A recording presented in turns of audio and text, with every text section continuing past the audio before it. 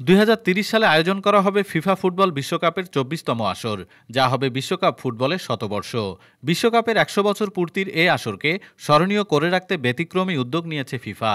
2006-এর মতো এই আসরেও প্রতিযোগিতা করবে মোট 48টি দল, আর টুর্নামেন্টটি আয়োজন করবে 3টি মহাদেশের মোট 6টি দেশ। 1930 সালে প্রথমবারের মতো ফুটবল বিশ্বকাপ অনুষ্ঠিত হয়েছিল দক্ষিণ আমেরিকার দেশ উরুগুয়েতে। 2030 আসরেও উদ্বোধনী ম্যাচগুলো হবে দক্ষিণ আমেরিকায়, তবে একক কোনো দেশ নয়, ভাগাভাগি করে তা আয়োজন করবে আর্জেন্টিনা, প্যারাগুয়ে ও উরুগুয়ে। আর এই টুর্নামেন্টের বাকি ম্যাচগুলো হবে ইউরোপের স্পেন ও পর্তুগাল এবং আফ্রিকার দেশ মরক্কোতে। এর মধ্যে 10 এপ্রিল বৃহস্পতিবার 2030 বিশ্বকাপকে 64টি দলের টুর্নামেন্টে উন্নীত করার আনুষ্ঠানিক প্রস্তাব দিয়েছে দক্ষিণ আমেরিকার ফুটবল নিয়ন্ত্রক সংস্থা কনমেবল। এ উপলক্ষে আয়োজিত সভায় উপস্থিত ছিলেন ফিফার প্রেসিডেন্ট জিয়ান্নি ইনফান্তিনো।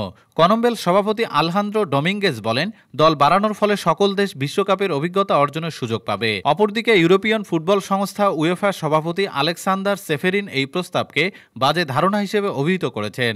তার মতে এই প্রস্তাবটি ধারণার চেয়েও বেশি বিস্ময়কর।